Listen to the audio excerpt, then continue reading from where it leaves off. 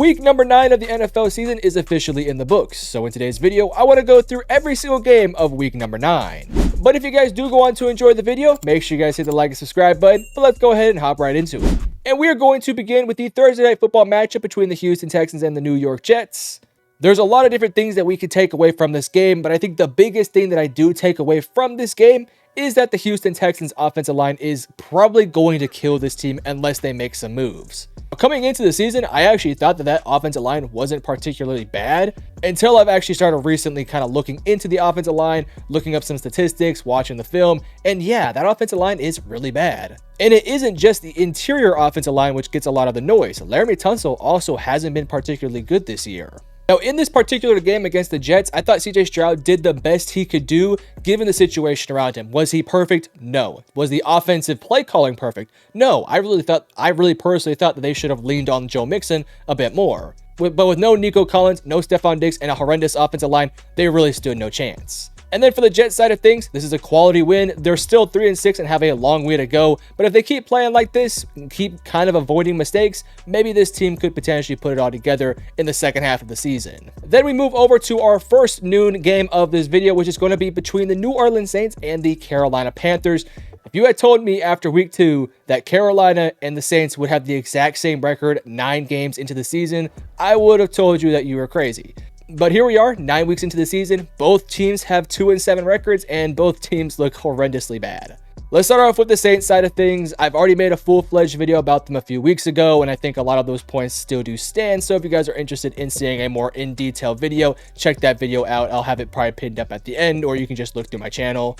The big issue with this Saints team is that they're just simply not healthy. In this game, Chris Olave had a really scary concussion injury. I hope that he is okay because he has been taking some massive hits early into his young career. The offensive line has been banged up all season. The defense has been banged up. Derek Carr himself has been banged up. And yeah, that's sort of been the downfall of the Saints team. And I'll tell you this, I think this Saints team has a pretty talented roster all around. Is it a playoff caliber team? Probably not. Is it a championship level team? Obviously not. But it's definitely better than a 2-7 roster.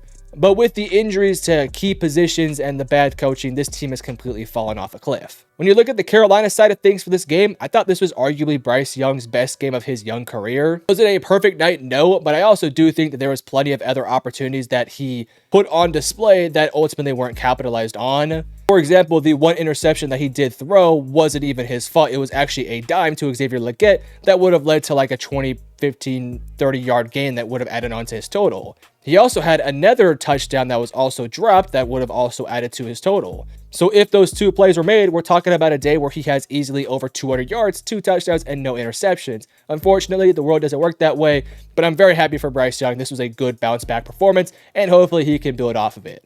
But let's go ahead and move on to the Washington Commanders versus the New York Giants game. The Commanders ultimately won this game 27-22, and this game felt pretty similar to what we've already seen from both these teams. For the Commander side of things, Jaden Daniels has simply brought a brand new energy and winning culture to this team. They're now 7-2 and are off to a really impressive start to their season. Whereas for the New York Jets, you're one of the worst teams in the NFL. I would say that Daniel Jones has performed better this year than what we've seen maybe in past years. Not saying that he's playing good. He's still a bottom 10 quarterback in the league, but I thought he had a decent game, all things considered. Then we move on to the Buffalo Bills versus the Miami Dolphins. This was a massive game for the division, and ultimately this was a massive game for the Miami Dolphins. For Miami, you already had a massive hill to climb, and if you were able to find a way to beat this Bills team, that would definitely put you in a pretty good spot moving forward. You would have been 3-5, but at least you would have got one extra win and a division win in what should be a pretty interesting second half to their season. But ultimately, their comeback fell a little bit short. They had a pretty good game, all things considered, but just simply put, Buffalo just has their number. Buffalo is a better team. Tua, in the past 2 weeks that he's played, has played fine. He hasn't played like an MVP like he did at certain spots last year, but I thought he played for the most part pretty good. This was a game where the game plan was very simple for this team. It was a lot of screens, a lot of dump-offs, and, typical Miami Dolphins stuff, and they took advantage of it. They scored 27 points and actually did a lot of really good things. Ultimately, let's be honest, they're 2-6. Their season's probably over with at this point, barring some sort of drastic change in the second half of the season. Then there's the Bills side of things. I would venture to say that this is probably their best win of the season. Now, I'm pretty sure I said that exact same quote last week, but this week I think I mean it a tad bit more. Yes, the Dolphins are 2-6, but they're not a normal 2-6 team. This is a team that dealt with plenty of injuries early on, but now this is a healthy Dolphins team that still has Tyreek Hill, still has Devon Achane, still has Jalen Waddle, and still has Tua Tagovailoa.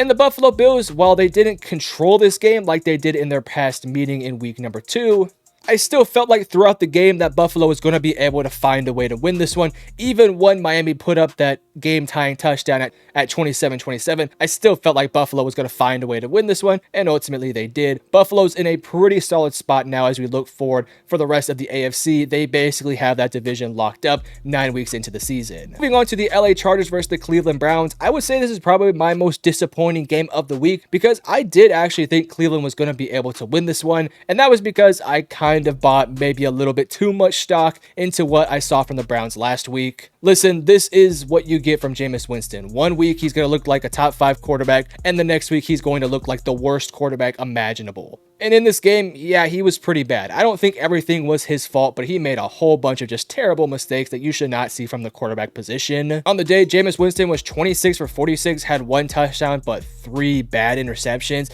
It also doesn't help him that he had no running game. Nick Chubb, let's just be honest, isn't having a very good year, probably because he's coming off a really bad leg injury. On the opposite side of things, I want to give a massive shout out and a big time respect to the LA Chargers. Recently, Justin Herbert has been playing like a borderline MVP like player. Like, I might seriously start putting him in those conversations if he does keep up this level of play. Also, big shout out to J.K. Dobbins. He's been one of the most shocking and honestly inspiring players of the season. We're talking about a guy who's had multiple season-ending injuries and is now having a career year with this LA Chargers team. So, hey, shout out to him. For the LA Chargers, you're probably not going to win the division, but you're 5-3, and if you keep this up, you're actually in a very good spot to make a pretty high seed, at least in the wild card, whether it's the 5th, 6th, or maybe even 7th. So for a Chargers team that didn't make the playoffs last year, to be in the conversation through the halfway point in the season to make the playoffs is pretty good. Then we move on to the New England Patriots versus the Tennessee Titans. This game did go into overtime, but ultimately the Tennessee Titans would win this game.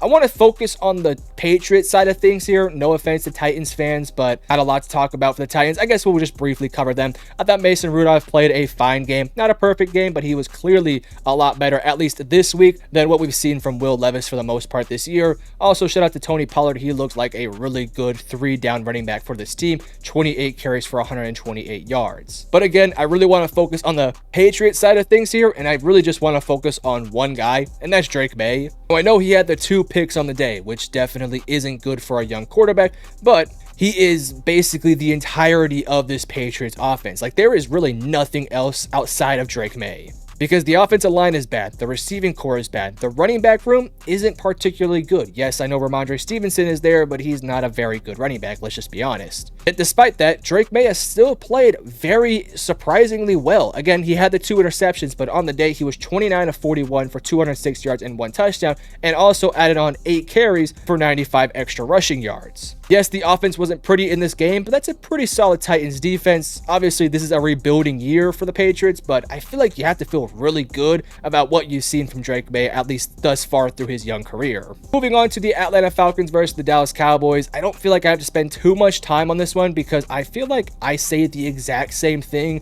every single time when talking about this Cowboys team. The only thing I really took away from this game for the Dallas Cowboys is that they were screwed coming into this game, but now they're even more screwed for the future of the season because Dak Prescott has a hamstring injury and is probably going to be sidelined for at least the next couple weeks. And then CeeDee Lamb went out with a shoulder injury. He did come back in, but he did not look 100%. If he has to miss time, then man, this Cowboys team is going to look absolutely abysmal. I guess the only kind of bit of hope that I do have for Cowboys fans out there is that Micah Parsons and Deron Bland are coming back, but I don't know, that doesn't excite me as much as I thought it would have, to be honest with you, because they're 3-5 and they just have so many issues on both sides of the football, and I don't think changes are going to be made because Jerry Jones is very stubborn. But for the Falcons side of things, listen, this is the best I've seen the Falcons play in a very long time. Kirk Cousins was surgical out there today, did not put the ball in harm's way, was very efficient. It's kind of a shame that Drake London went out early because I feel feel like if Drake did play the entire game, they probably would have dropped like 30 plus on the Cowboys, but it felt like they really just relied on the run game in the second half to just get this game over with. And yes, Dallas did make a bit of a comeback late, but it wasn't a serious one. Next up, Raiders Bengals. Again, kind of similar to Dallas. I don't have a whole lot to say about this game that we don't already know, at least from the side of the Raiders. Listen, this Raiders team is extremely flawed. They don't have good quarterback play. They don't have good receiving play outside of Brock Bowers and Jacoby Myers. Those guys are obviously pretty good. This team doesn't have a good ground game. The offensive line isn't great. And the defense was supposed to be the strength of this team, but it just hasn't been the case this year. For the Bengals side of things, hey, you're now 4-5. You're one game away from being 500, and Joe Burrow just dropped 5 touchdowns yet again. I'm not quite yet ready to buy into this Bengals team yet, but if you're going to tell me that they can make the playoffs late in the season, I'm definitely not going to tell you that you're an idiot. I do think that they have a chance. I just want to see them actually go up there and be a good opponent because I feel like they've been beating a bunch of bad teams so far. And then we have a big blowout between the Denver Broncos and the Baltimore Ravens. Now, coming into this game, all I wanted to see from Denver was a competitive matchup. And I would say for like the first 20 minutes of the game, that was the case. And then the second half, really that third quarter happened, and that just kind of completely took away all momentum that Denver did have. I think this is kind of a tale of two halves for the Denver Broncos. I was pretty okay with how they performed in that first half. Yes, they were down by 2 touchdowns, but I kind of expected it. This is just a game where Baltimore has way more talent than that Denver team.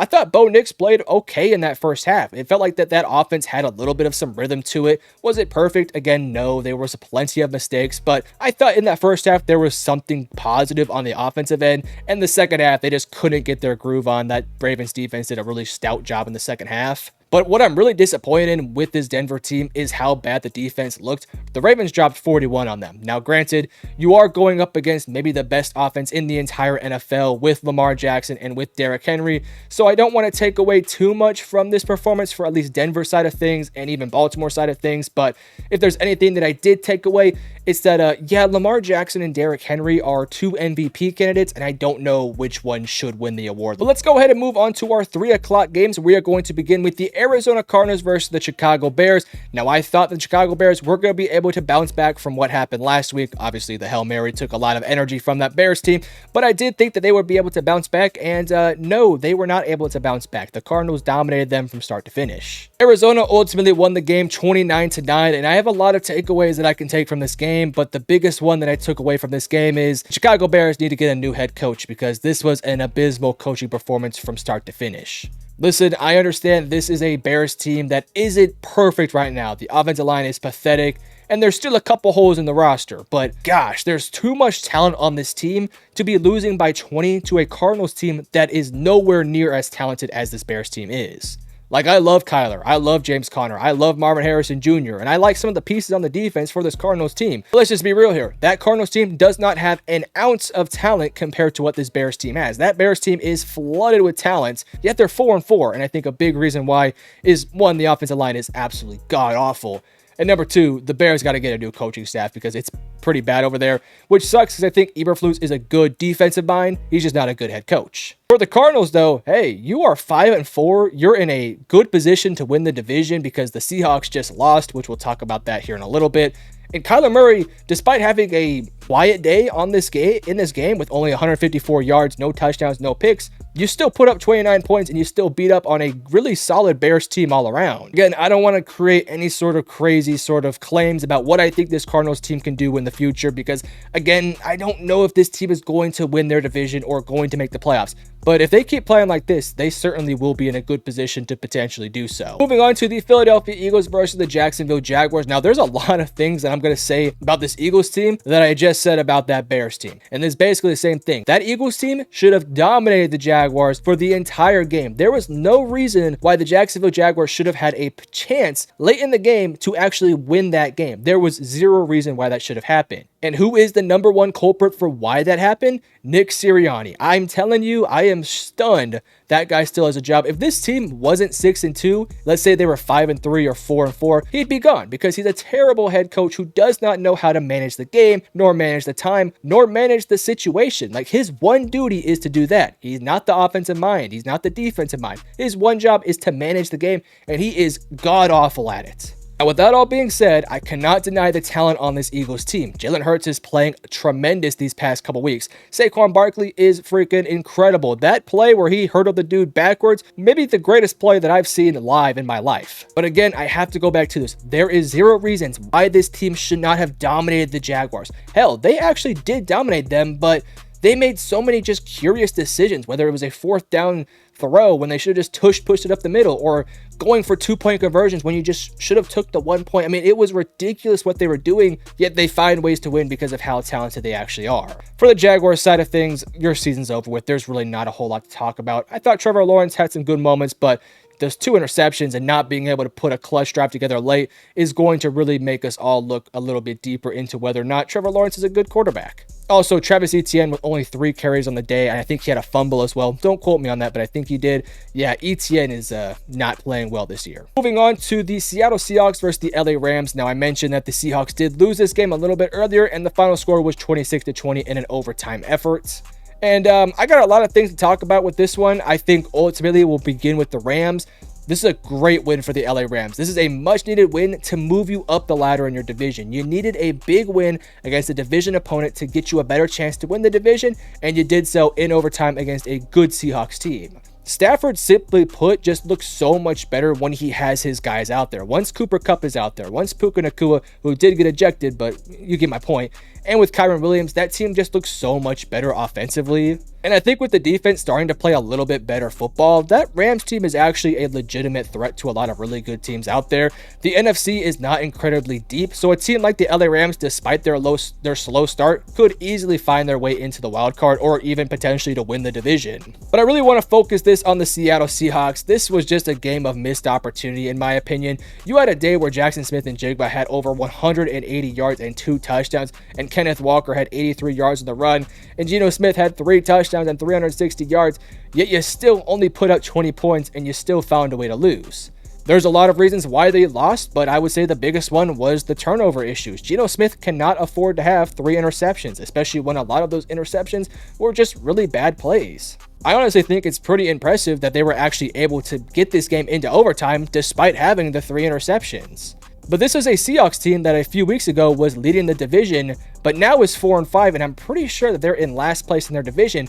And with losses now to the Rams as well as to the San Francisco 49ers, it's going to be incredibly difficult for this team to actually make a chance to win the division, as well as even just making the wild card. I mean, this is a massive loss to this team, and this is just very disappointing performance from this overall team, because I thought this team would be better, but they're not. And then we have the NFC North matchup between the Detroit Lions and the Green Bay Packers. Unfortunately, this game was played in terrible conditions. It was raining the entire night, which kind of did put a bit of a stinker out there on the field. Now, I was actually kind of stunned to see Jordan Love actually play in this game. I really did think that Malik Willis was going to play.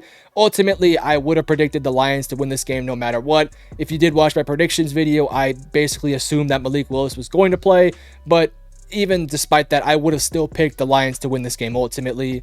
I thought Jordan Love looked okay at times, but I felt like he was just playing through injury just a little bit too long in this game. I kind of felt like in that second half, they maybe should have pulled him for Malik Willis, because it was pretty clear that Jordan Love was not 100%. And I don't know, once this game kind of got a bit out of hand, I would have liked to have seen them put Malik Willis out there. For the Lions side of things, I mean, this is just an incredible team. They can win in almost any way imaginable. They can win defensive slugfest. They can win offensive shootouts. Hell, they can even win special team contests. They showed that against the Tennessee Titans a few weeks ago. And in a game here where they really didn't do a whole lot offensively, like their leading rusher only had 73 yards, Jared Goff only had 145 yards, and their leading receiver was Amon-Ra St. Brown, who only had 56 yards. Yet despite that, they were still able to dominate a very, very, very good Packers team. And that's because they dominated the little things. They dominated on defense, they dominated on offense when they had to, and they did some really good things on special teams. I'm just really impressed with this Lions team. I think they're clearly the best team in the NFL. Their only blemish is that one loss to Tampa Bay, which, by the way, that Buccaneers team is really good, and they were once healthy in that game. And even in that game, the Lions probably should have won that game. It was just a really off night from Jared Goff. I'm just extremely impressed with this Lions team. I think they're the favorites to win the championship for a reason. Now, unfortunately, I am recording this on Sunday night, so unfortunately, I cannot talk about the Chiefs versus the Buccaneers. If you guys are interested in actually hearing my opinion for that game, I'll have something posted on my community tab the night of the game after it's over, so just check it out if you want to see my reaction to that game. But let's go ahead and move on to our Sunday night football game between the Minnesota Vikings and the Indianapolis Colts. And this is a good bounce back performance for the Minnesota Vikings. You're now 6-2. But truth be told, I think the final score of this game isn't really indicative of how dominant the Minnesota Vikings were basically throughout the entirety of the game. Minnesota just simply put dominated the Indianapolis Colts from start to finish. It's kind of a shame that they couldn't put this team to rest until late into the fourth quarter because they almost doubled their total yardage. They almost doubled their passing yards, and they did double their rushing yards. The only thing that held back this Vikings team was they had a red zone turnover from Sam Darnold. Darnold also threw a second interception in, I believe, the third quarter, and they had 2 missed field goals, which were another opportunity to put up 6 points. So if they convert on those, let's say they kick a field goal in that red zone, the final score would have been 30-13, which is a bit more indicative of how dominant the Vikings were from start to finish. Am I starting to get a tad bit concerned about the Minnesota Vikings? Maybe. I don't know if I ever really considered them to be championship contenders. Maybe I did at one point, but I still feel like this team has a decent chance to potentially make that type of run. Sam Darnold is playing better football. Again, those 2 interceptions were ugly interceptions, but I hope that he can learn from it and not replicate those in future games. They have a reliable running back and receiving duo. I think this is a really good quality team that has a quality defense, and I thought this was a quality win overall. Whereas for the Indianapolis Colts, I just felt like this team just was very flat from start to finish. This looked like a team that just put out their backup quarterback because their starting quarterback is dealing with on-field issues. Yeah, I don't have a lot to say about the Colts. I'm a little bit disappointed with how they performed thus far this year. I'm very disappointed that they actually did decide to bench Anthony Richardson, but I understand why they did it. Now, real quick, before I actually close the video, I did just want to briefly show what my record is in terms of my predictions. This is my predictions for this past week. As you can see, my record is up top. But of course, if you guys did enjoy the video, make sure you guys hit the like and subscribe button. And I love you guys. Peace.